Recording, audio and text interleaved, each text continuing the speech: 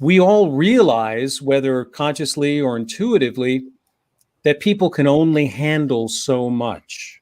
And I think that's really important, is having a very clear understanding of what is it that I want them to take away from this exchange. It could be overall the general overarching theme of a sales call or of a trial, but it could also be broken down into segments within that build to something bigger. I found out through trying cases, through talking to other people, through reading things, is just what you said, Paul, that people are unable to process massive amounts of information that you throw at them, whether that be, something that you're verbally presenting, or if you've got a PowerPoint slide and it's crowded with too much information. You've got to narrow your focus down and give them, maybe for a PowerPoint, one image and one point per slide, and then talk about it. Because people learn much better if they can see an image and associate that with a concept than if they just are listening to you ramble. I think inevitably, it's the old kind of, taking a moment to listen, to make sure they understand you're listening. There's a lot of things to do, whether you're saying that's a great question, or, I'd like to address that now, and just kind of letting that kind of settle for a moment, if you will. And then say, what, that's a great question. And here's what we could do, or what we would recommend, or here's the reality, and maybe asking a question back to them, because odds are they're thinking that they think you're going this way when really you're going this way, or they think that they understand what you're talking about, but it's a misperception. So I think just asking a couple of questions, backing up for a moment, addressing the concern until you have overcome that, and then move on from there. And I just have a quick comment about that, because what you were describing, Glenn, is very much what Randy was describing in his story just a moment ago, which is actually kind of repeating what you've just heard as a means to solidify that you understand where this person is coming from or what this person has just said. But really, isn't it a mechanism that we use to allow our minds to catch up to the place that we need to go, to come to a conclusion about what direction we're going to go in? I give myself a permission to actually pause, and I give myself permission to go into my thoughts if need be. And I think that's something that many people shy away from, because they believe they're going to, in your case, Randy, lose your audience. In your case, Glenn, lose the attention of the person that you're speaking with. And isn't it true, Randy, whatever comes out of your mouth after the silence is more important, or it sounds like it's more important? It's one of the things that we are so afraid of, is having a moment of silence during an exchange. And if you think about it, if you're having a cup of coffee or lunch with somebody and there's a lull in the conversation and it's just quiet, the quiet silence is deafening, and we see it as a failure to communicate with someone, and that we don't like each other because we can't think of anything to say. But silence in some situations is very effective. Like you said, Paul, it gives you a little time to collect your thoughts, and it shows the importance to the person that asked the question that, you are thinking about it and reflecting it. And what I do when I get a question like that may be derogatory towards me or my profession as a lawyer, or anything, is, I do pause for a minute and think about it. And I want to give them a real, authentic response. I don't want to try to spin it or do this, not answer it, dodge it, because as soon as you start doing that in a relationship with a jury, they're going to see you for what they really came in there thinking you were. Because nobody really thinks that lawyers are honest, straightforward people. They see us as being right in the level of used car salesmen and politicians, and they don't give us a lot of credibility. So if we act in conformity with that pre-existing belief that we're not to be trusted and we're slimy and shady, it's just going to phase go right into that. I'm going to include salespeople in there with that group of attorneys and politicians and used car people. Because anytime you are the status quo and you're just selling people and you just do, I need to borrow a quote from Antonio, when you show up and throw up and just constantly sell to someone instead of building some rapport, asking some questions, being actually a solution provider versus a salesperson, then you can set yourself apart. So it doesn't really matter what you're doing in life. It's always easy to set yourself apart when you're being authentic and when you have more concern for the person on the other side of the desk instead of for you. And then I think it goes a long ways in anything you're doing. When we make decisions, do we make decisions based on logic or emotion? We get interest by emotion. We justify it with logic. We actually have 3 nerve centers in our body. We have our mind, we have our heart center, we have our gut. So if you're based on logic, you're only working with 1/3. The other 2 take precedence over logic.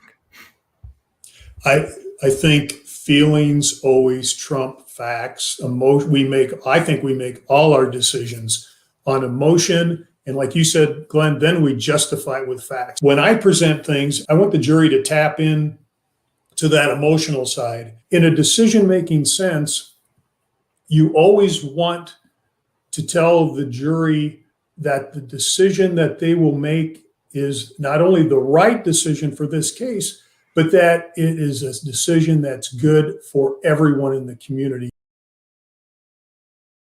I know some people don't like to negotiate, but then they shouldn't make an offer and realize this is sales. I think with any of those, isn't it very kind of important or imperative where you start out at? Because when you then look at annual raises, bonus raises, and stuff like that, that's always the foundation that the rest of the time is based upon. Yeah, really good point. And that's not to say that if you are in a job and you're at a rate that you don't think is really right for what you're doing, that you're, all is lost. You always have an opportunity to kind of renegotiate the terms. And if you can't do it with your current employer, you can certainly do it with your next one. I remember your 7 words when it comes to negotiation, and I remember them incorrectly. So the incorrect version of it was, how much flexibility do you have? And I know you can already see the error in that. And I did. It took me a little while to get there, but then I was like, wait a minute, that's not what Kate said, because how much flexibility do you have is still putting you in a negotiation position. It's not as open-ended as what kind of flexibility do you have? Yeah, and it's a really interesting differential because, the flexibility piece is really important. So, and I love that, you're recommending that people use these words, but what kind of flexibility do you have is really key. And I spent a long time developing this particular phrase for my clients. And so you do want to get to the flexibility because, again, when you kind of think about flexibility as it relates to negotiation, that feels a lot better than, this is what I want. And if I can't have it, I'm going away, Let's take, for instance, if you will, I was just offered a new salary at a new position. What in the heck do I do now? Think about the responsibilities that you're going to have. Look at what the market price is for that kind of a job. And there are some really great resources online that you can research salaries and make sure that the salary that they're offering you makes sense from a market perspective. And if you'd like to negotiate that, some companies discourage negotiating promotions. I still advocate doing it because you never know. And the way to do that is just by really making sure that you know your own value and you can articulate your value to the company and the value that you're going to be bringing to this new role, and then reference the market. The name of your book is Pay Up. Right. So that sounds like a demand. That sounds like, all right, you're going to give me what I want, but nothing could be further from the truth. It's Pay Up And then the subtitle is Unlocking Insider Secrets of Salary Negotiation. So I used to be inside companies like Nike and Intel and American Express and designing pay programs, creating offers, and all of those things. So I actually know how the process works from the inside. So yeah, pay up is like a little demanding, and it does contrast with my philosophy, which is collaboration. Really, collaboration is the key. And I do spend quite a bit of time with executive recruiters and inside recruiters for companies, and they all thank me for this because in reality, what's happening on the inside of the company is the recruiter or hiring manager is really trying to create an offer that's going to be acceptable to you. They're not trying to lowball you. They're not trying to think, oh, I wonder, what is the very lowest that Glenn would accept? That's not what they're doing. This is a business transaction. Is there any analogy that this kind of equates over to when you're negotiating for a new position? In sales, there's an old adage that I can meet your price if you can meet my terms, or I can meet your terms if you can meet my price. So if there is very little to no negotiating room for salary, what else can they negotiate? Well, I think that's a really great, it's a great mindset, because I think if you only create one way for your negotiation to be successful, then there's a lot of ways that it won't be successful. But if you can create a number of different ways that things could work out for you, that's great. I had a client who was seeking some extra pay and bonus. And so that she'd made her request about that. And they came back to her and said, hey, we don't think we're going to be able to do what you want to on the salary and bonus thing, but let's go and we're going to go try to get creative here. And what happened is they were able to move a little bit on the salary and bonus, but they came in with these huge stock grant that we would have never anticipated that we could ask for even. And so, that completely outweighed, she didn't get the base and bonus increase. I mean, she got 5%, which is still really good, but she didn't get everything she wanted on that front, but it was completely overwhelmed by this other really amazing thing that the company did for her. Are there things that you've witnessed, that you've seen, that you've heard that can sabotage that process for you? In other words, put you at a disadvantage going into what would be considered to be the actual negotiation? Some people really don't feel comfortable, kind of putting a stake in the ground. I love it when my clients feel that confidence and can do that, but not everybody can. And so, one of the things too that people don't really know is like, hey, I don't really understand the full breadth of the responsibilities of the job yet. So what I do advocate for people to do is say something like, hey, really excited about this opportunity. I don't feel like I have enough information yet to give you my expectations based on what the role is, because I don't know enough about the role and I don't know enough about your total rewards program. One thing that I find interesting that really seems to frustrate a lot of people I speak with whatever their disability is the fact that people feel the need to assist them or to treat them differently when, in my experience, they just want to be included. You know what, if they need an assistive device, they'll have their own. They don't need your hand unless they ask for it. So would you mind kind of discussing kind of your perception of that or your experiences? So let's look at it first from the angle of the person who does not have a disability and wants to intervene. And the question I usually ask people to start with all of this is, if you're seeing someone who you think has a disability, because they might not, or what is disability if we want to get philosophical, get meta here. But if you're seeing it and they're, I don't know, doing something, all right, let's use me for an example. So those who can't see me or can't see the arms, right? I was born missing fingers and shortened forearms, right? So like, this is my Ninja Turtle hand. This is my Lego man hand. And so if you see me in an airport carrying my luggage it might look different to someone. That does not mean I need your help. So the first thing I tell people is to check their assumptions. Are you trying to help because you think someone needs the help? Like let the play develop, right? Like thinking about in a similar circumstance, if someone appeared to be non-disabled, would you intervene? Would you open the door? Would you, whatever that thing is, would you do it? So I think before helping on an individual level, check your assumptions, which isn't to say you shouldn't offer help, but I think if you can check that assumption, you'll find more often than not what the better course of action is. So there's that piece to it, right? So we just kind of make these assumptions that someone looks different, they need help. You talk a lot about hidden disabilities, and very often those are intentional, but it's and because of the stigma. Talk just a little bit about that, because I know everyone has an impression of what disability means. And you had a great graphic a couple of months ago of it's not just a wheelchair. It covers a lot of territory. Can you just give us a quick overview? I know I'm asking, as usual, a loaded question.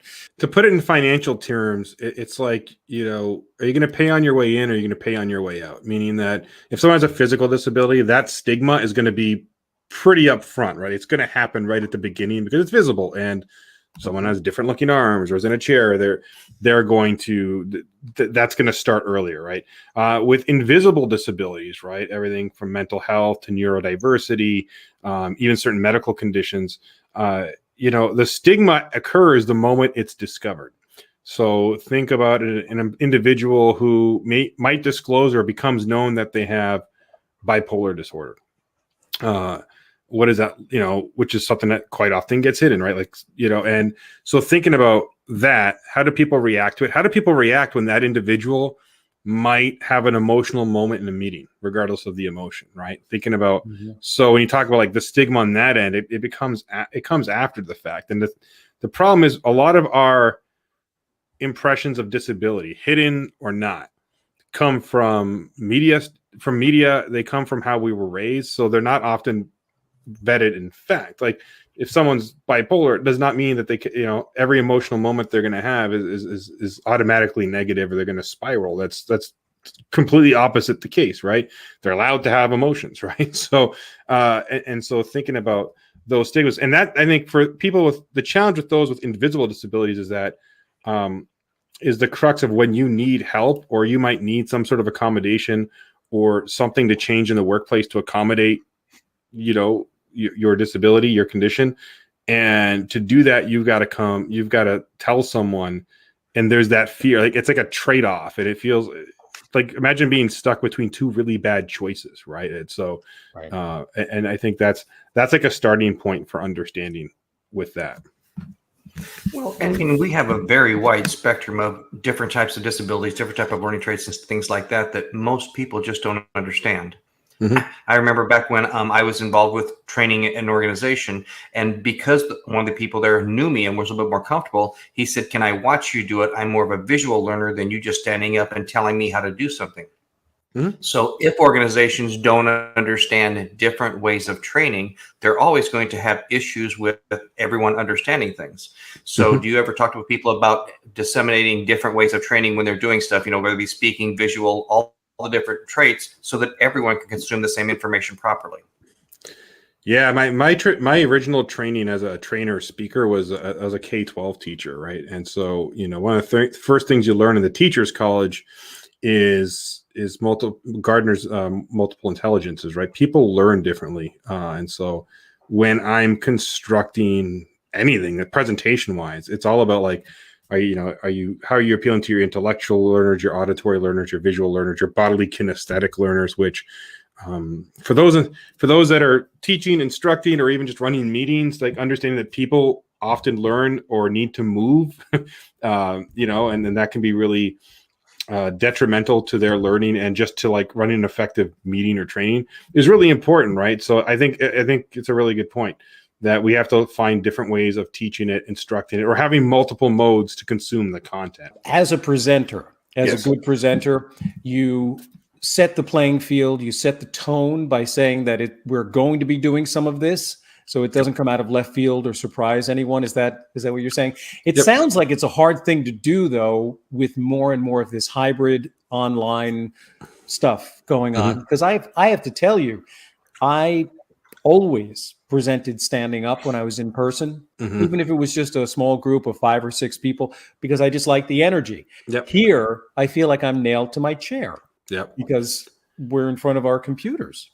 Yeah, well, that's a limitation, I think. And I'm working on, like, you know, when I have a studio again, having, you know, setting up my camera so that I can stand up, and having probably investing in bigger monitors so that I can I like to read comments and engage, you know, that way too, so that I don't have to like go up to the screen and be like, oh, what'd you say, Paul? All right. So like that's good. It's a reality. So I think that's it. But I do think that, you know, if you're doing especially virtual meeting, hybrid meetings or virtual, like a person, it's not even about you as the presenter, but you can tell your audience to turn on your cameras and stand up, right? Like you can get them involved. You can ask them to go grab an object. You can ask them to draw something. You can get them involved. It's different. And there's a lot of, you know, there's different techniques that you can use to do that, but it does help. People still like to interact in some way.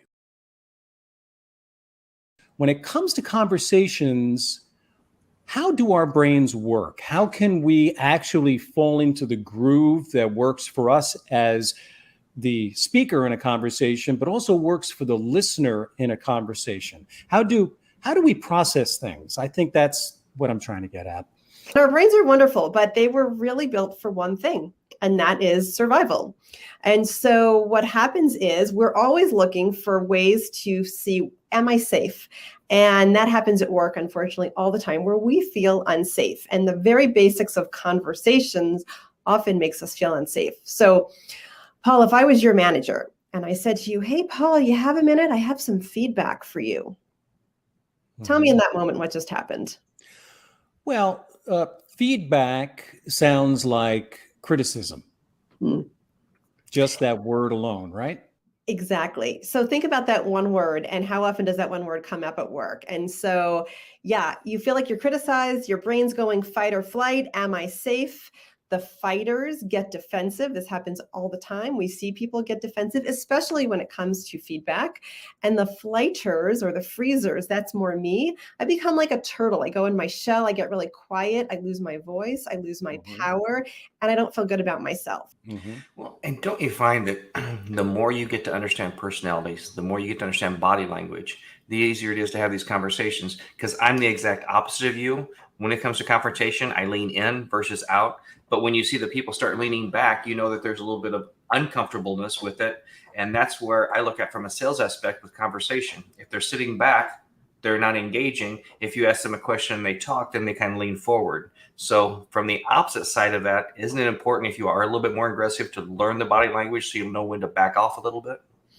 Without a doubt, reading your audience, and I know that, Paul, this is so important in the work that you do, is really critical in successful conversations. And you're right, Glenn, that body language is really, really critical. Or even if you say to somebody, what's going on? How's everything going? And they go, just fine. And you see the look on their face and the look on their body that's telling you something else.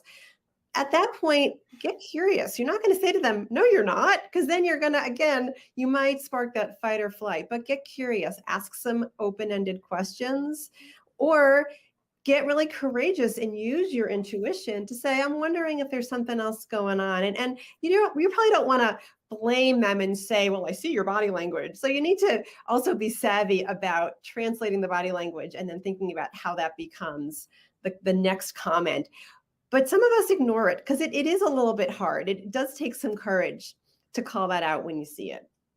So in practical terms, if you were to replace that word feedback, and by the way, I have spent decades as a musician, and the word feedback is that squeal you hear when a microphone gets into a loop. So yeah, feedback is bad. It's just bad all the way around. I like the musical analogy. I hadn't thought about that. Right, Absolutely. feedback. So in terms of the word feedback, is it easier? Oh, look at this. We have a message from Tim Hagan.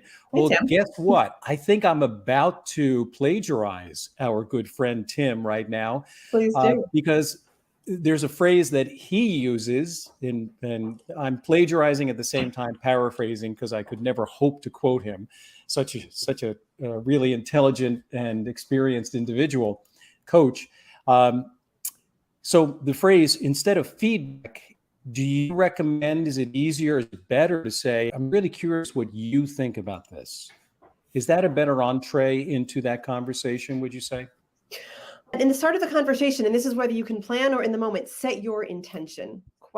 That's about the safety that I mentioned earlier. So if I say to you, instead of saying, hey, Glenn, I have some feedback for you. If I say, hey, Glenn, you're such a strong member of this team, and I'd like to talk about something that you can do to become an even greater contributor. Is that okay right now? Can we have that conversation? Sure. I've done a few things there. One is I've gotten your permission, and I know it might sound a little bit goofy, but you saying that out loud instead of me like slamming you over the head with a frying pan like they did in the cartoons when I was a kid, you're now a more of an active participant. But also, I've told you that I support you and I'm here for you. So I can even just take the word feedback out of it. Great. I am wondering what's going on here. So it doesn't take away all of the lack of safety, but generally you're not wondering like, oh, what's this about? You know that I'm on your side.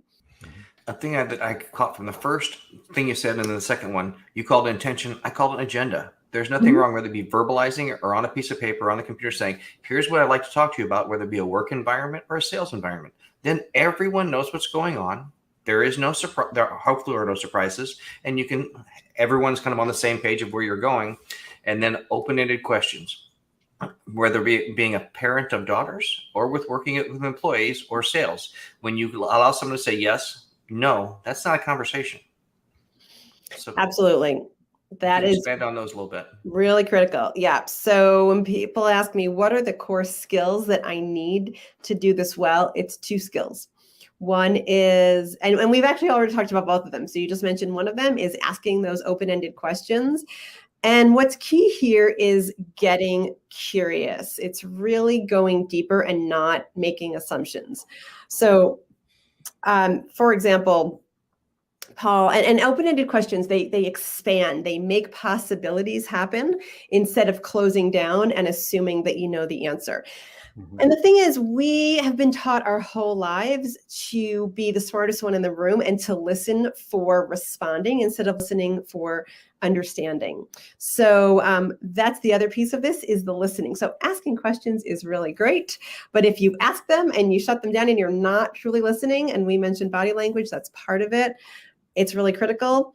Another piece is to get rid of your distractions. So where possible, the phone, the pings, the dings, really be there. Both of you right now are showing great listening skills around your body language. I see the nodding.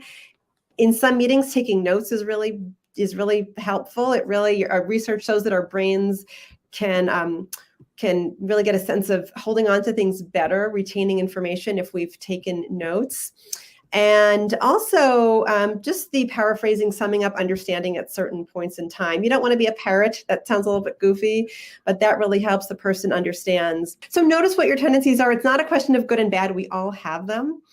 And then do what you can to get curious and ask those open-ended questions.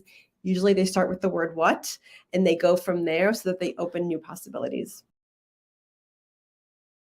I love the fact that you bring up that to your clients, you are an ally. And as soon as I hear that, it makes me think that it's not just business. There is a personal aspect to it too. And when we're talking about conversations, let's start with the tough stuff because we can all commiserate about difficult conversations. And then we'll talk about the good stuff, which is actually not getting blindsided, but actually planning for a more strategic conversation. So we're in this pandemic. It's troublesome for everybody. Organizations, in our personal lives, we're trying to navigate the different changes. We're trying to adapt. We're trying to figure our way through this. And what that really creates is really a pressure cooker. So there's lots of stress.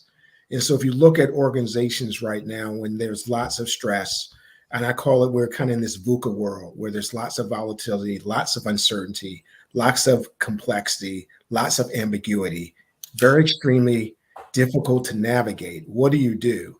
And in that pressure cooker, what often happens is silos start to kind of exist within organizations where you're not collaborating as much.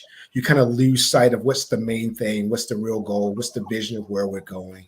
You start to get more blame games going on in organizations because they're stressed and you're not sure which way to turn. So I see this more what I call catabolic energy that kind of starts to take form in organizations that makes it difficult to kind of get results. How, in this day and age, do you help people, as we always hear, refocus, reobtain focus, whatever you want to call it? I know from a personal aspect that I shut off a lot of distractions, whether it be social media, or email, things like that, so that I can focus on my work. But there's nobody in my room other than our dog that bothers me. So in a work environment, how do we help people to refocus and shut off the outside noise? The first thing I would say, Glenn, is go back to the beginning. Why are you doing what you're doing in the first place? Go back to your mission. Go back to the vision that you have. Revisit your strategy at the organizational level, but also at your team level. And if necessarily, where you are in terms of personally, in terms of that journey as well. So how to refocus, you go back to the beginning of why you do what you do in the first place, and what are the things you focused on initially to get you that you were focused on to get there.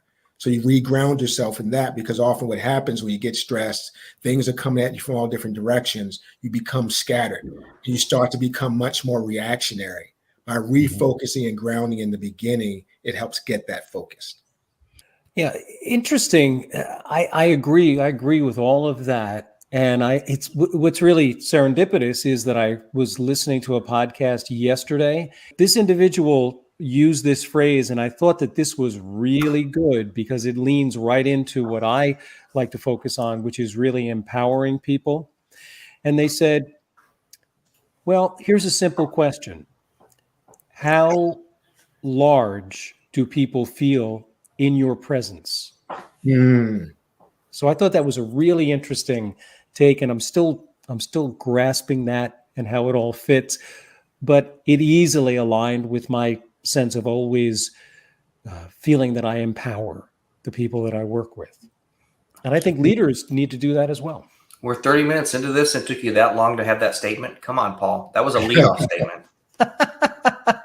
Yeah, no, it's a very powerful concept. It reminds me of this book. It's an old book now, but it's very relevant, called the Nibble Theory. And so it's the opposite of that. As a leader, what are you doing that, people are different circles, right? In different environments, you're a bigger circle than others.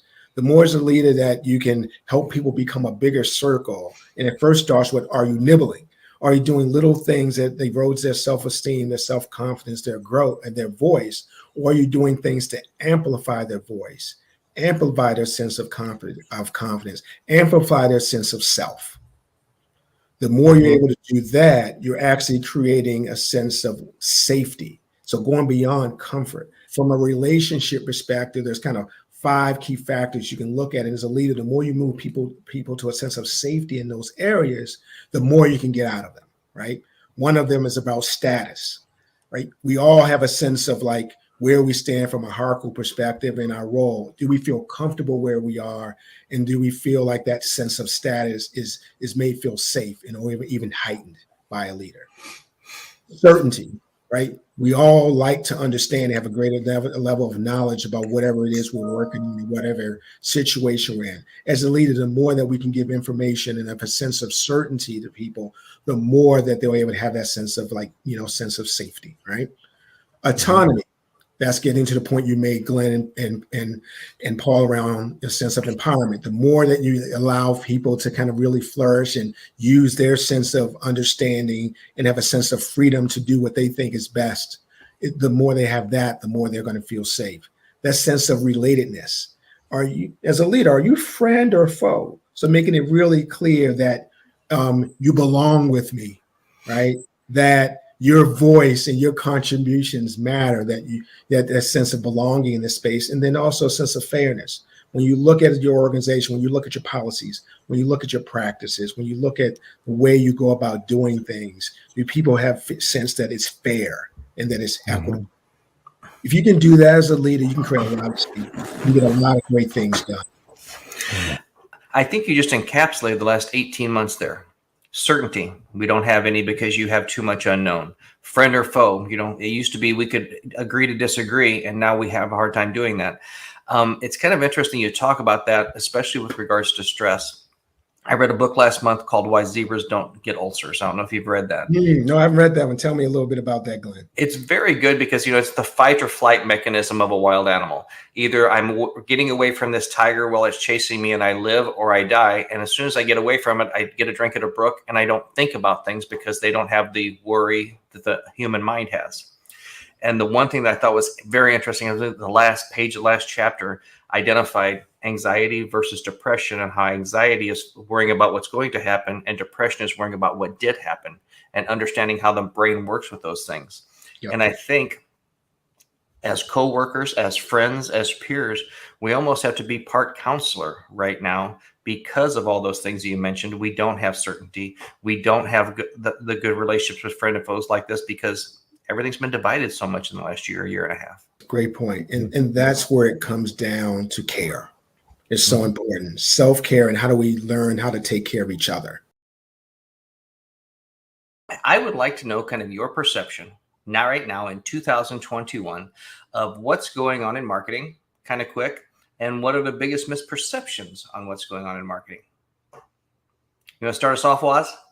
Sure. I think that one of the biggest misconceptions with marketing, I think, is that it's a one and done kind of thing. And marketing tends to be a bit more of a long game. I've had practitioners come to me before saying, I can make it another few weeks and I'm going to have to close my doors. What can you do to help me? And nothing. It's a long game. You really have to put in the time and the effort for that. And as far as marketing in 2021, I guess I could sum it up best by saying I think that things are changing.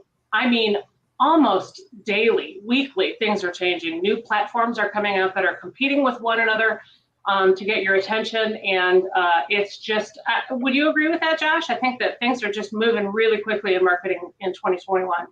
Yeah, it's definitely a pretty big moving target. There's a lot of businesses that have had a good, stable base for many years on certain platforms, and certain things change on those platforms. And now, I know personally, I've actually I've lost a couple of clients that just no longer had the stamina for longer marketing things because they're high profit, high return advertising, like Facebook in the iOS 14 update.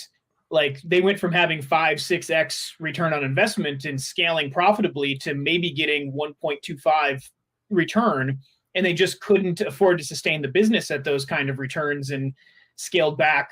So that's definitely been a really big thing. I think one of the misconceptions, I agree 100% with what you said. One of the other misconceptions is that we need to be online because everybody else is. And I'll tell you where that misconception leads people astray is that not everybody's offer is actually that good, right? So like, I'm just going to go be online doesn't actually equate to marketing.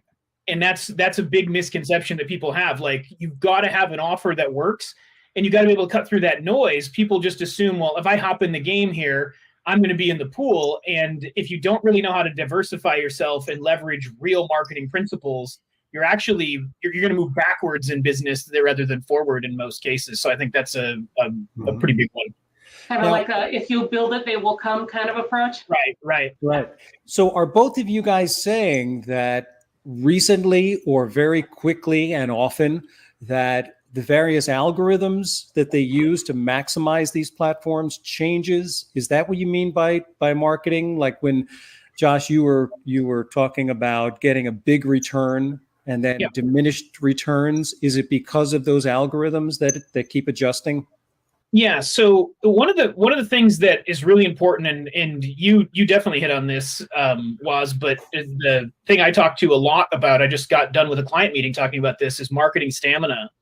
And some people build their marketing stamina on a platform and they go, great, this is reliable. It's a stable base. It's a foundation, but they don't control the platform. So Facebook's a perfect example of this. Yeah. Nobody controls Facebook except for Facebook. You build your base there, you get your marketing message to work, you get your conversions up, you've got good click-throughs, everything's working. And then one thing changes on Facebook, whether Facebook makes that change, or in this case, the big one that was this year was Apple updated to iOS 14 and it allowed people to opt in to seeing advertisements, which means most people didn't. Well, and a lot of times you have changes that, again, when we're using other people's platforms, unfortunately, they don't listen to us all the time. Or you have to do a little bit more to get beyond them. As Josh is familiar with, we had a customer that wanted to do an email program, set everything up, purchased a list, went to the provider that I've used for years. They said, this violates our terms and conditions. And so I gave it a week and I sent an email back and said, this doesn't seem like it relates to that. Can you explain this a little bit more? This is what they're doing. Oh, that was an automated thing. You're okay. So sometimes it's not giving up at the first moment. So I think more and more from what you guys are saying, it's the old adage, I can catch more fish with 7 hooks in the water than I can with one. It's going to become more important to diversify and have multiple streams of revenues for your clients. How do you guys see that now and moving forward? I would agree with that. I think if you're putting all of your eggs in one basket, you're relying on what kind of changes that Josh was talking about, whether that be through Apple, whether that be through Facebook's stuff, whether that be through algorithm changes. So I absolutely would agree with diversifying over many different social media platforms. Yeah, and I think even beyond that, right? If you go back to like foundational teachings like Dan Kennedy and magnetic marketing and stuff, like you're breaking that barrier of offline, online constantly in very specific ways. And you could actually, like, this is weird to talk about on a platform where we're digital and we're so used to doing everything digital. There's businesses today that are barely on the internet that do millions and millions and millions of dollars using old forms of marketing that we forget about all the time, but they understand communication. Like you know this better than anybody, Paul. Like when you get your messaging right and you're able to communicate that properly to the right audience, it doesn't matter where that audience is. If they're on the internet's just a media to be able to run ads on, right? Just like TV is, just like radio is and anything else. But we tend to think of like the internet's the place to do it. And it's just ultimately not true. Yeah. And these social media platforms, do you think that the newest and the latest and greatest is simply a shiny object? I mean, what about things like you talk about diversifying? What about email marketing, which seemed like it was, like Glenn was saying, kind of old school, but there is definitely a place for that because that is a platform that you possess. Marketers do this all the time, right? We can leverage statistical data and we can say, well, email open rates are going down and going down and going down. But we also have more emails going out than ever before and more coming into our inboxes than ever before. So like you lean back into those tried and true marketing practices and then work on, like you just said, the platform you own. That's a winning combination almost every time. How many people do you guys really see that are out there offering customers services to help them expand their businesses that truly know what's going on, or they just were told something by a guru and now they're regurgitating that information? Yeah, it probably happens more than we'd like to admit, huh? You know, people want to tend to go with the flow. And just kind of to piggyback off of what you were saying, Glenn, testing all those different platforms. It's a great opportunity for you to clarify your marketing message, to find out what's working and what isn't, because that's a huge part of it, isn't it? I mean, you've got to make sure that your messaging is cutting all the way through all of that noise and getting directly to your target audience. One of the interesting things that I've been hearing from people who do always ask about our various episodes, our weekly episodes here on Blabbit, is they're curious about Renegade Success Network. Why isn't it just Success Network? Why Renegade? I think we were searching for, who we felt like we were.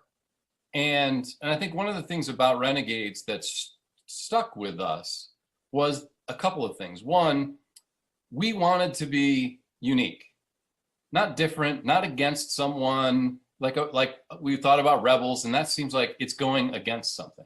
And really what we were thinking about was we wanted to be people who created their own unique pathway to success, because we are all different and we all have unique knowledge, experience, and perspective that allows us to move forward. I had someone make the comment to me a long time ago that, you know what, there's only a very finite difference between networking and not working. And a lot of our networking turns into not working. When people are trying to find places to network, the advice I've given them a lot is look for business owners. Nothing wrong with salespeople, but in the networking groups that I've gotten a lot more out of is when I can talk business owner to business owner, and we can have more in common and we can promote things, as opposed to salespeople that typically are promoting their product maybe a little bit more than yours. What advice do you give to businesses, entrepreneurs, whatever, that are looking to network to make it be where they can give and get as well? Tom and I are firm believers in the idea of giving. You give first and then you receive. And we both read the book, The Go-Giver by Bob Berg, and I know it made a huge impression on Tom. And I think you're the one who turned me onto it, and I read it and it was like, this is amazing. And the idea is not to give away all your services if you haven't read the book. It's not to give it all away, but it's to provide value and to be of service first and foremost. So Tom and I, you know, we often will go to networking events before the pandemic and talk to people and be like, so what's going on? What's your biggest challenge here is a question I ask all the time. I'm just trying to figure out. They say, well, my biggest challenge is I need to find a printer for business cards and I need them tomorrow. Hey, I got a guy for you. And it's often not related to what I do for a living, but providing them that value and giving them a great referral, or saying, wow, that really sucks. Man, I'll keep you in my thoughts. Can I check in with you? Really builds the know, like, and trust that Bob Berg talks about. You can network with anyone if you really are doing it in the way Bob talked about, as giving value, you know, and that you are not just telling people what you do, but you're having conversations with them about where are they at and where are they trying to get to, and where in that can you help them go from wherever they are to where they want to be. And what I've found is that some of the best networking I've done throughout my career have been with people that I have already built a relationship with in one way or another. People who were parents on my son's baseball team, people who were parents who were a part of a booster organization for the music organization that my kids were involved in. What I've found is because there is already a little bit of know, like, and trust, it's easier. And they feel like, wow, well, now I understand not only who you are as a person, but I understand what you do as a profession and how you help people. Do you find that people in networking events do the same thing that you do? Do you often, you never really hear somebody say, so what's your biggest challenge? No. What I find interesting is I sometimes play the game of how long can this person talk about who they are and what they do before they ask anything about me, which is why I always like to ask the first question. I like to be the one that says, so tell me a little bit about what's going on with you or what your biggest challenges are. For those people out there that are doing sales, guess what? If you're in a sales meeting and you do that same thing, I call it using the law of reciprocity, and just give them something for free. You know how much harder it is not to listen to you at the end when you've already given them something that means nothing to you and you're not getting anything from? Yeah. And then there's also the mindset that if this person is willing to give me all of this, can you imagine if I really engage with them, what they will be able to give me? And it doesn't matter if you're a veterinarian, if you're a dermatologist, if you're a roofer, if you're a plumber, your one area that you were laser focused on, you have to kind of go like this. And a lot of times it starts weighing them down because there's all these other things. I have to have an accountant to do this stuff. I have to have a website that I know that's actually going to work with 25 people trying to sell it to me. I have to understand marketing and social media and what's this Twitter, Twatter, whatever it is. What do you mean I have to do all this stuff? So it's like, I know how to do one thing very well, but then can you turn that one thing you know very well into a business that you can grow and at some point can sustain without you in there? Because without it being sustainable, you don't have an exit plan. Glenn, you described it really well. You're doing all these things. And I think for a lot of people, doing all those things equals filling a 40-hour work week. And they avoid the hard stuff, the going out to the networking, the making the sales request, the dealing with the customers, all those things that aren't in the sweet spot. It's really easy to go to Office Depot and buy staples. I know, I literally did it one time and I wrote an article for Entrepreneur magazine on it. That was my day. What did you do today? I bought staples. And I was so excited that I bought office supplies for myself. Now, meanwhile, I wasn't getting any business that day. I didn't interact with any of my potential customers. And I think that's one of the things that I see people doing, and I saw it in myself, is we do the busy things, the easy stuff, to avoid the things that are going to stretch us. When we become uncomfortable, that's when we get scared, and that's when we're like, you know what? I'm just going to take the trash out. I know I took it out last hour. Or I need to check my email again because someone could have sent me an email, even though you haven't sent anyone an email all day. I think that's an important question that all leaders or business owners or entrepreneurs need to ask, is like, what are the things that I'm really good at?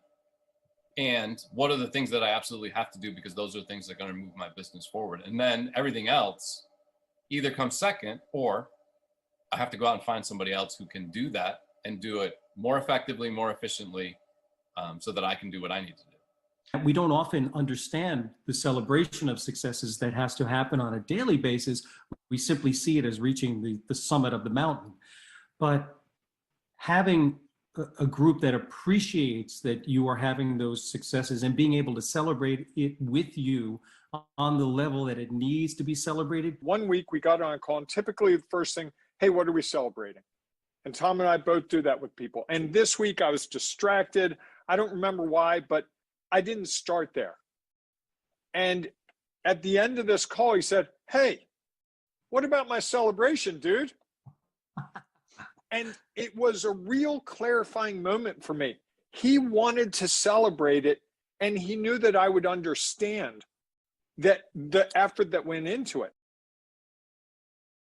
It seems like you may have reinvented yourself, like some of us have from time to time over our lives.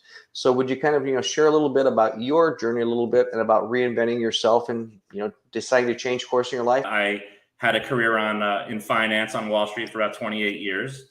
And I found myself in a very unfortunate spot where my life was emotionally spiraling out of control and unfortunately in a desperate and difficult situation. And I was managing a hedge fund, and I used some of the money in the fund for my own personal use. And, the FBI tends to frown against that. So I found myself on the wrong side of a guilty plea and wound up going to a federal prison camp in Otisville, New York. As you enter into prison, you kind of feel like, all right, here's my opportunity to really be at the bottom. You think there's all these different bottoms on the way down. I'm like, okay, if this is not the bottom, then I'm really in big trouble. So I better figure it out. So I had a lot of motivation to reinvent myself, to figure out what had been going wrong with my life.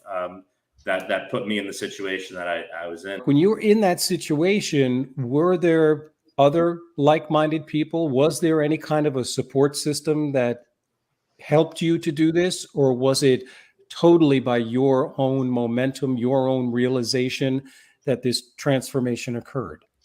I found that there was other people who were looking to do some work, but people in prison tend to be very guarded. They want to get to know you before they're willing to open up to themselves. And I will say it was a generally small part of the population. Maybe 10 or 12 guys really were into personal development and working on themselves. Unfortunately, a lot of the other people tended to play the blame game on other people, which I did as well. Blaming the judge and the system and not owning up to what they did wrong. So they kind of lived out their sentence with that attitude. So for me, like I said, I pled guilty pretty quickly. I was ready to kind of fix it and move on from there. And as the universe does, it starts to open up people to you that are become like-minded. So initially, as some of those people that were guarded, eventually they started opening up to me as they saw me doing my work and were more willing to share their journeys with me. It's not much different than everyday people in work that are guarded, that are in denial, that don't want to address situations they have. And as we've talked about before in the last year or two, a lot of people have had to react because of the situation they're in. One thing I'm interested a little bit from being someone that was in the military is a little bit of, I'm going to call maybe PTSD and re-indoctrination into normal life. Just to give you a little bit of background, I was in Desert Storm, the Middle East one day, 24 hours later or so, we're in Chicago, and the next day I'm home. So you go from being in a war zone to, you're around everybody, and you're looking around to kind of see what's going on behind you. It was hard kind of going back and re-engaging with society. I'll tell you a quick story, and that is when you're on home confinement, it's actually quite restrictive. You have to put in for passes to go everywhere you want. So you have to put them in a week in advance. So if you want to go to the supermarket, if you want to go get a haircut, you have to put that in a week in advance. So I put in for a pass to go to my local supermarket, ShopRite, and I show up and I start having my list. I start putting things in my cart, and there was this huge feeling of overwhelm that came from all the choices. When you're in prison, we have a commissary sheet, and your choice for peanut butter is smooth or crunchy. You have no choice for detergent. You have no choice for toothpaste. It's all just so here I am all of a sudden staring at this wall of peanut butter, and it overtook me. It really did. And I left my cart and I walked out. And I was like kind of a shell of a man for that moment. But then, I did the work that I've been doing. I started going back to my places of gratitude and feeling that I'm ready for this. I know I'm ready for this. And, then I put in for another pass for the next week, and I did it, and I got through it okay. But it was a feeling I was not prepared for, because I was only in for 2 years, and 2 years is a long time, but there were some guys that I was in with that were in for 20, 25 years.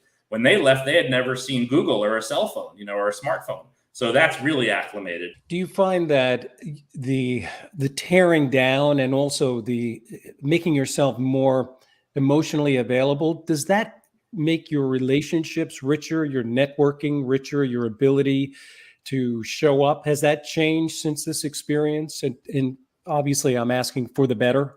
One of the missions I really speak to is being authentic. And anyone who's on LinkedIn and reading my posts know that I put it all out there. I have no problem. And, I struggled with self-esteem. That was really the lesson that I learned from me. My self-image was one of, I did not love myself. I didn't feel I was worthy of success or feel like I was worthy of having trusting relationships. So I was always extremely guarded myself. When I was really spiraling, I had not one person on this earth that I felt I could talk to. And it was a very lonely experience. And here I am living in a nice town with lots and lots of friends and family, but yet there was not one soul that I could trust. And that was with it. That's me. That wasn't them. Of course, I was blaming them at the time because my self-esteem wasn't healthy enough to understand that. But I was able to overcome that. And now I love putting it out there. And, I go to parties and I'm the most popular person there because everybody wants to hear what life is like in prison. I think anyone that's been in a corporate environment, that's been in management, has different things that they're doing, maybe not to a legal extent, but I'm going to do this tomorrow. I'm going to do this next week. I'm going to be okay. And they're lying to themselves instead of just being transparent, owning what they're doing, admitting they have an inefficiency. So from your harsh experience of realizing this, how would you go back upon looking at yourself back then to say, how do I stop this? How do I identify that I have a problem that I'm not addressing so that you can move forward and be a better version of yourself? A lot of what my life is coming down to now is simply having systems in place and systems that help me keep myself accountable and have other people help me be accountable also, my coach's coach. So I just have a routine and I have my check-ins with myself on a daily basis. Like I was talking about, like life is busier now than it was in prison, but I do continue to follow the laws and the rules that I spent in there. In terms of taking some time for thought, taking some time to reflect every day. And I ask myself certain questions. And I'm not afraid now to look in the mirror because I did raise my self-esteem and I did get to the point where I can be honest with myself. That unhealthy self-esteem is, from what I've learned, is all tied into our ego. And our ego really has one job, and that is to protect ourselves from pain.